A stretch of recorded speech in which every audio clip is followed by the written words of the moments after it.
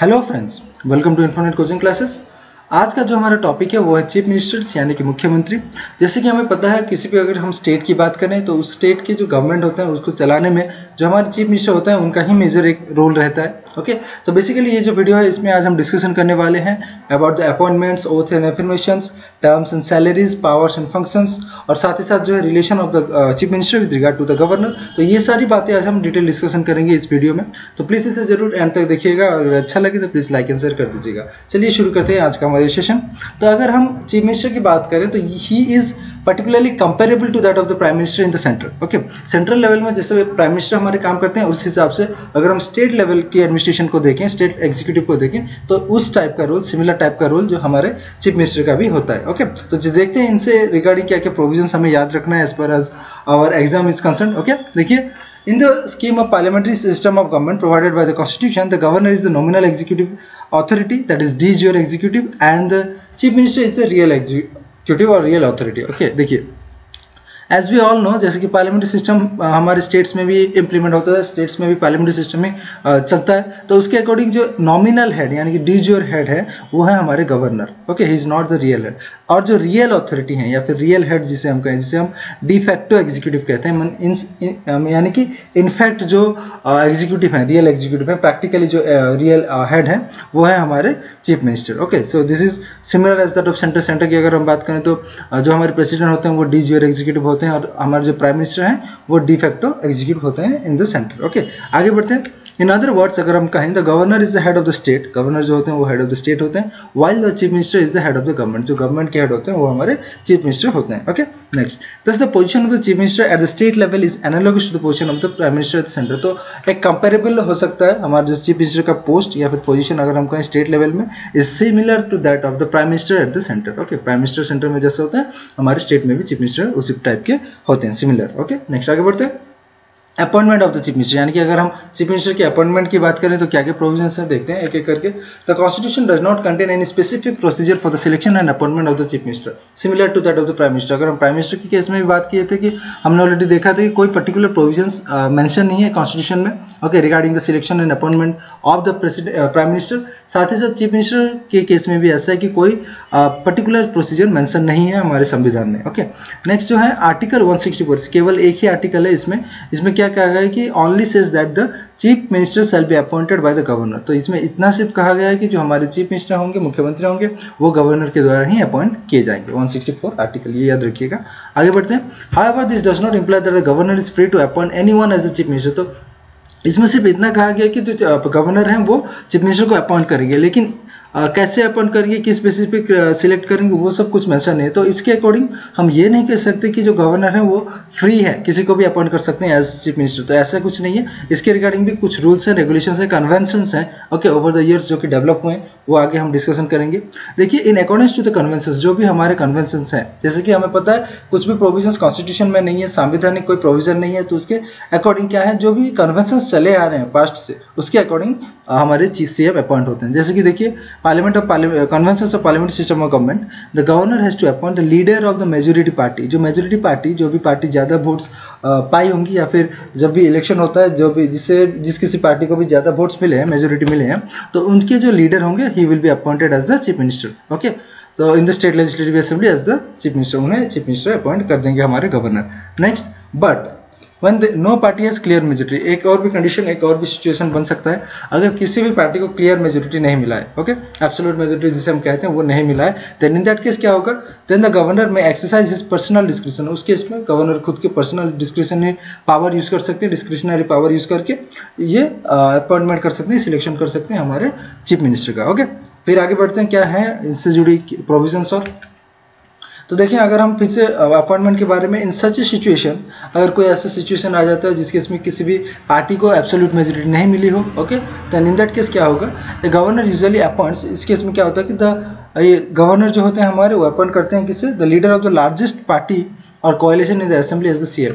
जो भी पार्टी ज्यादा वोट्स जीत के आई है या फिर जिसके पास भी ज्यादा स्ट्रेंथ है, उनके जो लीडर होंगे उसे अपॉइंट कर देंगे। या फिर अगर एक कोएलिशन गवर्नमेंट फॉर्म हो रहा है, यानी कि एक गठबंधन हो रहा है, दो पार्टी मिलकर फॉर्मेशन कर रहे हैं एक सिंगल पार्टी और किसी एक पर्टिकुलर लीडर को चूज कर रहे हैं, then he will be appointed as the chief minister in that case and ask him to seek a vote of confidence in the house within a month. और जो भी particular person को या फिर वो जो लीडर को, कोalition के लीडर को अपॉइंट किया जाएगा as the chief minister, he has to prove his confidence, उन्हें अपना कॉन्फिडेंस प्रूव करना होता है within 1 month time period के अंदर। ओके असेंबली के अंदर। चलिए, the governor have to exercise his individual judgment in the selection and appointment of the chief minister when the chief minister is in office dies suddenly and there is no obvious successor। एक और situation बन सकता है friends, देखिए कि जब भी CM किसी चीफ मिनिस्टर का डेथ हो जाता है इन ऑफिस, ओके, एंड कोई ऑब्वियस सक्सेसर नहीं है, उनके बाद कोई दूसरा सक्सेसर नहीं है, then in that case also जो गवर्नर होते हैं हमारे, वो खुद की डिस्क्रिशनरी पावर यूज करके अपने खुद के जजमेंट लेके किसी को एज अ सीएम अपॉइंट भी कर सकते हैं, सिलेक्ट करके अपॉइंट कर सकते हैं as the chief minister and in that case also he has to prove his confidence within 1 month. Okay, ये भी याद रखिएगा। आगे बढ़ते हैं। However, on the death of a CM, the ruling party usually elects a new leader and the governor has no choice but to appoint him। तो normally क्या होता है, ये आपने देखा कि इंडिविजुअल जजमेंट से वो खुद को किसी को भी अपॉइंट कर देंगे, लेकिन जो नॉर्मल कंडीशन में होता है जब भी चीफ मिनिस्टर हमारे या फिर किसी भी चीफ मिनिस्टर ऑफिस के दौरान उनका डेथ हो जाता है, जो रूलिंग पार्टी रहती है, तो ruling party usually elects a new member, वो क्या करते हैं, न्यू लीडर चूज करेंगे, वो खुद की पार्टी के लिए न्यू लीडर चूज करेंगे एंड द गवर्नर जो होंगे उसी को ही, उसी पर्टिकुलर लीडर को ही अपॉइंट करना पड़ेगा एज द चीफ मिनिस्टर, उसके अलावा और कोई चॉइस नहीं है गवर्नर के पास। ओके, तो ये कन्वेंशंस याद रखिएगा। आगे बढ़ते हैं। The constitution does not provide that a person must prove his majority in the assembly before he is appointed as a chief minister. Okay, देखिए एक और इंपॉर्टेंट बात, कॉन्स्टिट्यूशन में ये कहीं पे भी नहीं लिखा गया कि जो भी पर्टिकुलर पर्सन, अगर किसी को हम चीफ मिनिस्टर अपॉइंट करते हैं तो उनको पहले अपना स्ट्रेंथ या फिर अपना जो मेजोरिटी प्रूव करना जरूरी है, ऐसा कहीं पे भी नहीं लिखा है। देखिए, the constitution does not require that a person must prove his majority, अपना मेजोरिटी प्रूव करना कोई जरूरी नहीं होता before being appointed as the chief minister. आप चीफ मिनिस्टर अपॉइंट होने के बाद भी अपना मेजोरिटी प्रूव कर सकते हैं। ओके, तो उसका टाइम ड्यूरेशन आपको दिया जाएगा। आगे बढ़ते हैं। देखिए, a person who is not a member of the state legislature can also be appointed as the chief minister for 6 months within which time he should be elected to the state legislature. एक और important point friends, देखिए अगर कोई person किसी भी state legislature के member नहीं है, still then he can also be appointed as the chief minister for 6 months maximum. Okay, कोई अगर एमएलए नहीं है, उन्हें भी आप चीफ मिनिस्टर अपॉइंट कर सकते हैं और जो मैक्सिमम टेन्योर होगा वो 6 महीने के लिए होगा, जिसके अंदर उन्हें इलेक्ट होना है, किसी भी तरीके से स्टेट लेजिस्लेचर में आना है। ओके, इलेक्ट होकर आना है। तो ये जो कंडीशन बहुत इंपॉर्टेंट है, याद रखिए। This is also in the case of prime minister. Okay, हमने देखा था। ओके, चलिए आगे बढ़ते हैं। नेक्स्ट जो पॉइंट है, देखिए failing to which he ceases to be prime minister, यानी कि अगर ये 6 महीने के अंदर अपना जो लेजिस्लेचर, स्टेट लेजिस्लेचर के मेंबर नहीं बन पाते, then he will not be cease to be prime minister, वो चीफ मिनिस्टर नहीं बन सकते। आगे देखते हैं। According to the constitution the chief minister may be a member of any of the 2 houses in a state legislature. Constitution के हिसाब से जो हमारे चीफ मिनिस्टर होंगे नॉर्मली वो किसी भी हाउस के मेंबर्स हो सकते हैं, यानी कि अगर ये बाय कैमरल लेजिस्लेचर है, यानी कि विधानसभा के भी मेंबर हो सकते हैं या फिर विधान परिषद के भी मेंबर्स हो सकते हैं। नेक्स्ट, यूजुअली जो होता है, लेकिन नॉर्मली जो होता है, देखिए the chief minister has been selected from the lower house. आज तक भी जितने भी हुए नॉर्मली वो लोअर हाउस से भी सिलेक्ट होते हैं, यानी कि जो विधान सभा होते हैं उनमें से।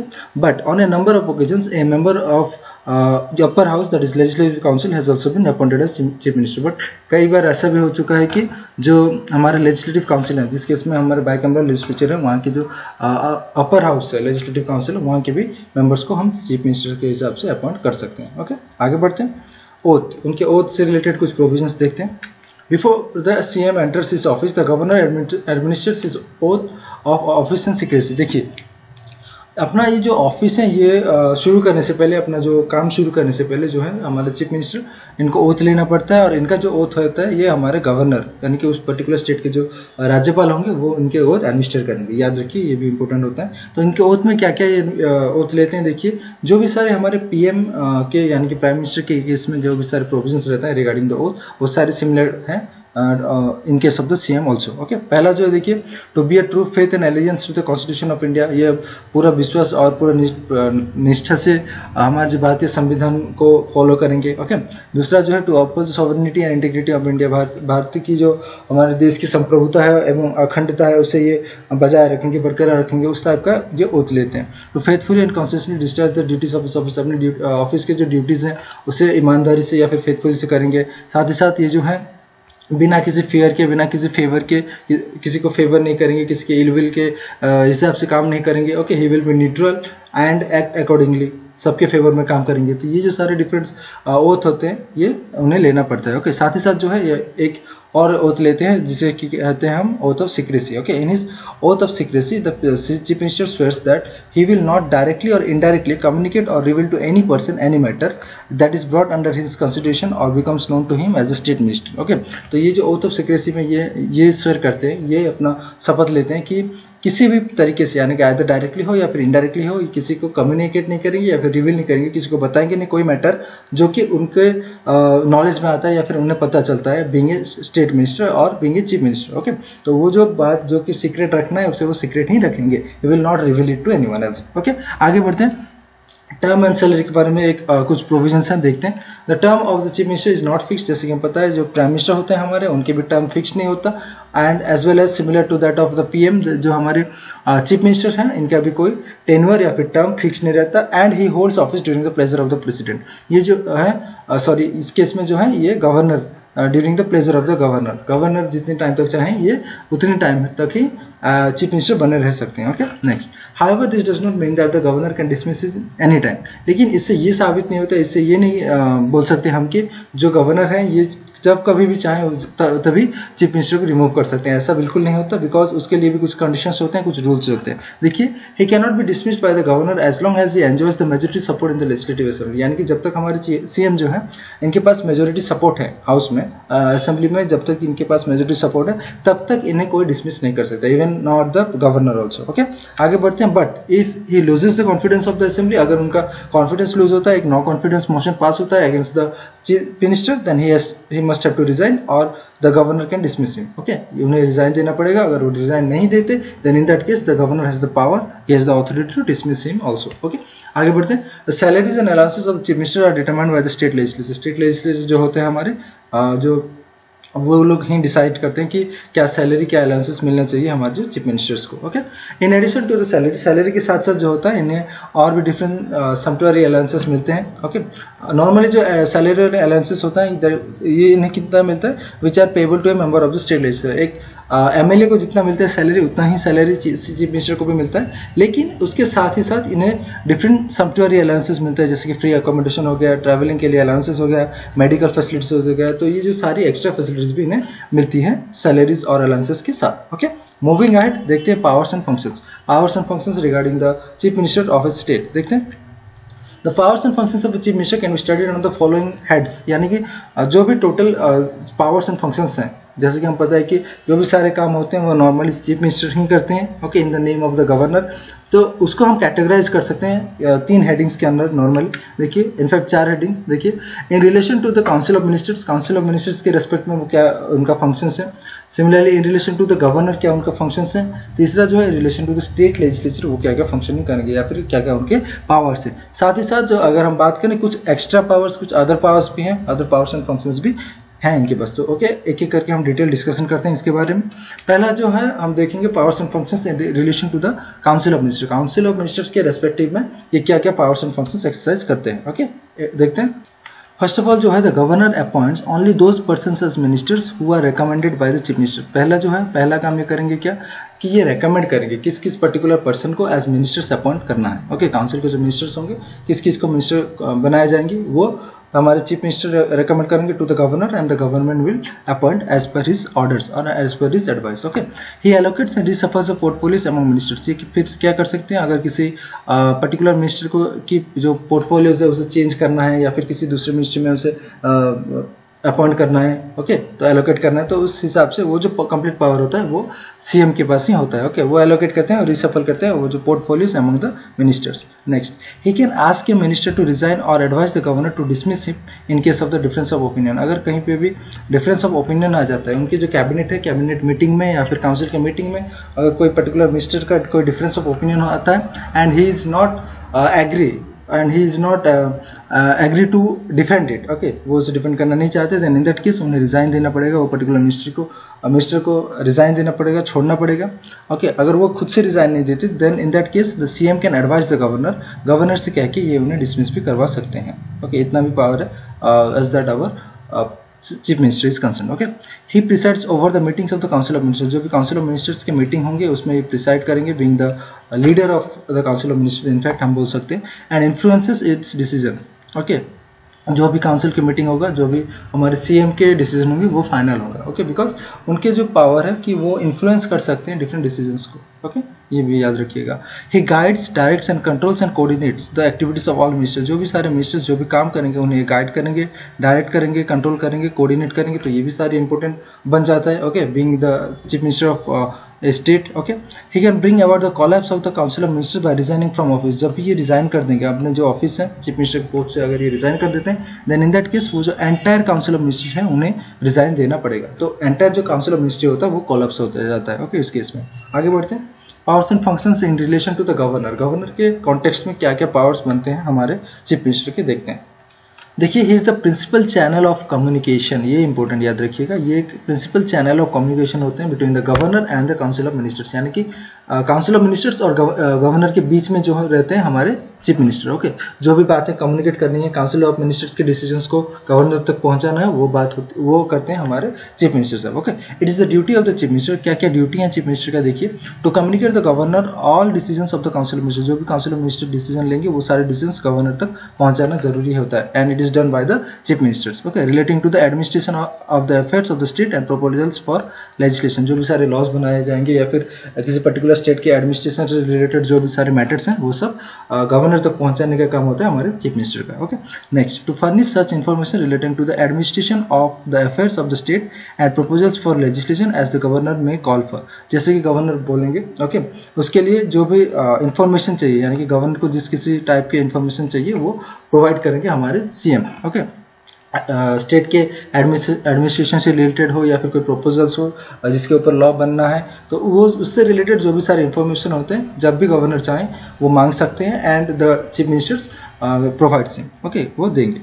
If the governor so requires to submit for consideration of the Council of Ministers any matter on which a decision has been taken by a minister by which has not been considered by the council, यानी कि देखिए, अगर कोई decision कोई particular एक ministry ले जाते हैं या फिर कोई एक मिनिस्टर कोई डिसीजन लेते हैं और वो जो पर्टिकुलर डिसीजन किसी काउंसिल ऑफ मिनिस्टर्स में डिसाइड नहीं हुआ है, यानी कि कंसिडर नहीं किया गया, देन इन दैट केस जो गवर्नर चाहें, अगर गवर्नर कहते हैं, देन इन दैट केस वो मैटर को हमारे जो चीफ मिनिस्टर हैं वो काउंसिल ऑफ मिनिस्टर में पेश करेंगे और उसके ऊपर डिस्कशन होगा और उसके बाद ही उसके ऊपर लेजिस्लेशन किए जाएंगे। तो इन दैट केस अगर कोई इंडिविजुअल मिनिस्टर कोई लॉज या फिर लेजिस्लेशन लाने के लिए कोशिश करते हैं, then in that case it should be considered by the council of ministers, और ये जो काम होते हैं that is done through the chief minister by the governor. Okay, वो गवर्नर ऑर्डर करेंगे, उसके अकॉर्डिंग चीफ मिनिस्टर उसे कंसिडरेशन के लिए भेजेंगे by the in the council of ministers. Okay, और क्या है देखिए, he advises the governor with regard to the appointment, और जो भी सारे इंपॉर्टेंट ऑफिशियल्स हैं हमारे, जैसे कि आपके advocate general, chairman and members of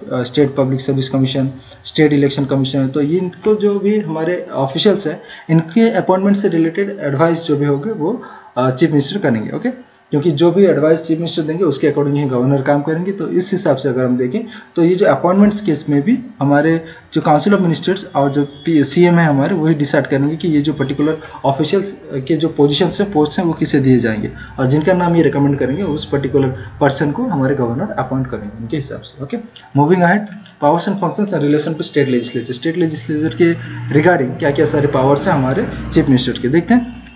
The chief minister enjoys the following powers as the leader of the house, जैसे कि हम पता है जो हमारे चीफ मिनिस्टर हैं वो लीडर ऑफ द हाउस भी हैं। ओके, स्टेट लेजिस्लेचर के जो हाउस के लीडर्स भी हैं, तो उसके अकॉर्डिंग क्या क्या पावर्स हैं इनके पास, देखिए। He advises the governor with regard to the summoning and proroguing of the sessions of the state legislature as that of the prime minister, जैसे कि हमारे प्राइम मिनिस्टर कहते थे कि अगर कोई सेशंस प्रोरोग करना है, शुरू करना है या फिर एंड करना है, टर्मिनेट करना है, then in that case also जो हमारे सीएम रहेंगे स्टेट के वो एडवाइस करेंगे, और उसी के उनके एडवाइस के अकॉर्डिंग जो हमारे गवर्नर इसे समन या फिर प्रोरोग कर सकते हैं। ओके, खुद के डिस्क्रिशनरी पावर से वो नहीं कर सकते, खुद की पावर से। ये याद रखिए। Next, he can recommend the dissolution of the legislative assembly, अगर डिसॉल्व करना हो, असेंबली को डिसॉल्व करना हो तो वो रिकमेंड करेंगे गवर्नर को, और गवर्नर जो है वो डिसॉल्व कर सकते हैं हमारे legislative assembly. Next, he announces the government policies on the floor of the house, कोई भी पॉलिसीज लाना हो या फिर कोई पॉलिसी फॉर्मुलेशन किया है, नया स्कीम्स आया है कोई, तो इन that case also the government जो हमारे सीएम होंगे वो उससे प्रेजेंट करेंगे, अनाउंस करेंगे in the floor of the house वो सारे पॉलिसीज को। ओके, आगे बढ़ते हैं। देखिए अदर पावर्स एंड फंक्शंस, और क्या क्या सारे डिफरेंट पावर्स हैं उसके ऊपर भी एक नजर डालते हैं। पहला जो है देखिए, he is the chairman of state planning board. जो स्टेट प्लानिंग बोर्ड होगा उस पर्टिकुलर स्टेट के ये चेयरमैन रहेंगे। ओके, साथ ही साथ जो है अभी अगर आप देखें जो हमारे सीएम्स हैं, ओके, डिफरेंट चीफ मिनिस्टर्स हैं सारे स्टेट्स के, वो नीति आयोग के भी मेंबर्स भी हैं और उसमें पार्टिसिपेट करते हैं। ओके, सिमिलरली देखिए, he acts as a vice chairman, ये वाइस चेयरमैन भी हैं किस चीज़ के, और the concern general council by rotation. जो हमारा जनरल काउंसिल है उस पर्टिकुलर जनरल काउंसिल के ये वाइस चेयरमैन भी रहेंगे, जो कि रोटेशन वाइज होगा, holding office for a period of 1 year at a time. तो एक सीएम एक ही टाइम में 1 साल के लिए ही उसके वाइस चेयरमैन रह सकते हैं। ये रोटेशन वाइज होता है। ओके, जब इनका टाइम आएगा तो ये भी उस पर्टिकुलर जनरल काउंसिल के वाइस चेयरमैन बनेंगे। Next, he is a member of the inter state council and the national development council, both headed by the prime minister. जो दो काउंसिल हैं, जो हमारे पहला है इंटर स्टेट काउंसिल, दूसरा जो है एनडीसी नेशनल डेवलपमेंट काउंसिल, ये दोनों के जो हेड है, चेयरमैन पर्सन है, वो है हमारे प्राइम मिनिस्टर साहब। और ये जो डिफरेंट स्टेट्स के सीएम होंगे, चीफ मिनिस्टर्स होंगे, ये उसके मेंबर रहेंगे। ओके, इंटर स्टेट काउंसिल और national development council. Similarly he is the chief spokesman of the state government. जो स्टेट गवर्नमेंट होते हैं उनका एक चीफ स्पोक्समैन भी होते हैं। ओके, ये भी उनका एक पावर है।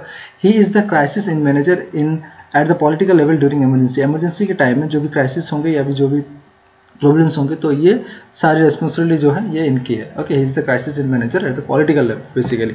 As a leader of the state he meets various sections of the people. ये जो डिफरेंट सेक्शंस हैं पीपल, उनके साथ इंटरेक्ट करते हैं। ओके, उनके जो प्रॉब्लम्स सुनते हैं and receives memorandum from them regarding their problems and so on. तो उसके अकॉर्डिंग अपना पॉलिसीज फॉर्मुलेट करते हैं। ओके, तो ये जो है डायरेक्टली सिटीजन्स के साथ इंटरेक्ट करते हैं, मिलते हैं उनसे, उनके प्रॉब्लम समझते हैं और अकॉर्डिंगली फॉर्मुलेशन करते हैं different policies and schemes. Okay, lastly he is the political head of the services. जो भी डिफरेंट स्टेट्स के सर्विसेज हैं उसके ये पॉलिटिकल हेड भी होते हैं। ओके, आगे बढ़ते हैं।